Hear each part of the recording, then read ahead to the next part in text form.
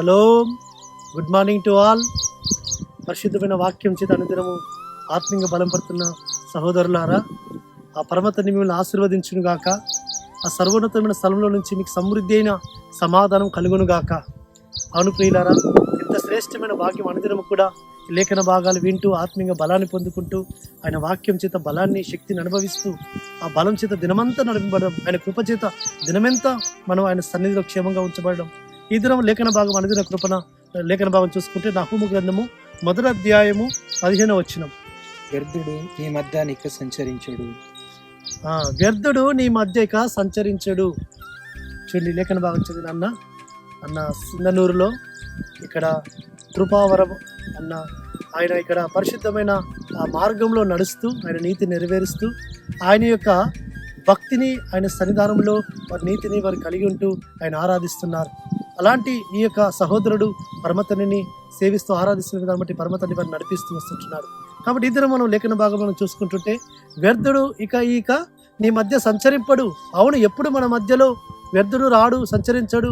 మనమైన నీతి నెరవేరుస్తున్నప్పుడు, ఆయనకు మనం సమీపం ఉన్నప్పుడు, ఆయనకి ఇష్టకరమైన జీవితం మనం జీవిస్తూ వస్తుంటున్నప్పుడు వ్యర్థుడన అపవాదిక మన దగ్గరికి రాడు. మనల్ని ఏ విధమైన డిస్టర్బెన్స్ చేయడు. ఆ పరమతండ్రి మనకు కాపుదల ఇస్తే, పరమతండ్రి మనతో కూడా ఉంటే, ఆ పరమతండ్రి యొక్క మార్గంలో మనం నడుస్తూ ఉంటుంటే, ఆ పరిశుద్ధాత్మ చేత మనం ఆవరింపబడి ఆత్మపూర్ణమై మనం ఆయన సేవిస్తూ వస్తుంటుంటే వ్యర్థుడికి మన మధ్యలో స్థానము లేదు, మన మధ్యలోకి రాడు. కాబట్టి వ్యర్థుడు నీ మధ్య సంచరింపడు. ఎప్పుడు అంటే మనం ఆయన సువార్తను ప్రకటిస్తూ, ఆయన ఆరాధిస్తూ, ఆయన గణపరుస్తూ, ఆయన నియమకాలం నెరవేరుస్తూ ఆయన సన్నిధిలో కనబడుతూ వస్తుంటున్నప్పుడు సుమా.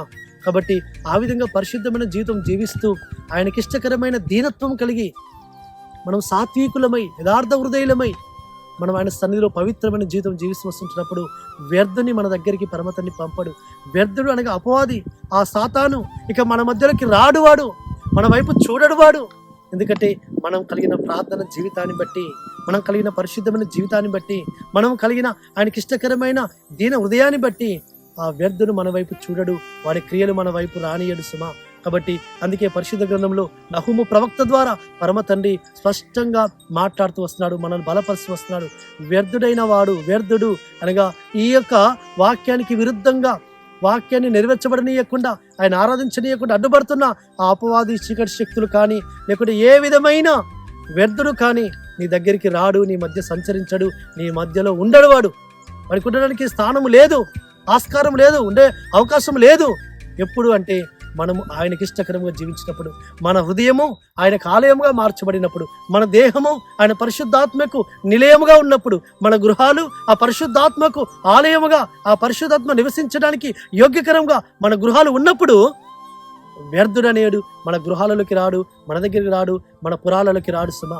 కాబట్టి అట్టి విధంగా ఆ పరిశుద్ధాత్మ తండ్రి మనలో ఉండాలని, మనతో ఉండాలని మనం ప్రయాసపడదాం. ఆ పరిశుద్ధాత్మక ఆలయంగా మన దేహాలను, మన గృహాలను మార్చుకుందాం. అట్టి విధంగా పరిశుద్ధాత్మ తండ్రి మనకు సహాయం చేసి మనల్ని బలపరచును గాక.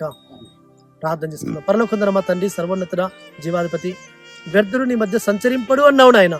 కాబట్టి ఆ విధంగా తండ్రి అయ్యా, మేము నీకు ఇష్టకరమైన జీవితం జీవించి మీ పరిశుద్ధాత్మక ఆలయంగా మా దేహాలు, మా గృహాలు ఉంచుకున్నప్పుడు వ్యర్థుడికి మా మధ్యలోకి రాడు నాయన. ఆ వాగ్దానం మా పక్షం నెరవేర్చడం ప్రార్థిస్తూ ఆశ్వామిస్తే నామమున స్తుతించి ప్రార్థించి వేడుకుంటున్నాము తండ్రి, ఆమేన్. సర్వోన్నతుడు, సర్వాధికారిని ఆశ్వామిస్తే కృప, కనికరము మనకు తోడుగా ఉండి మనల్ని బలపరచును గాక. ఆమేన్.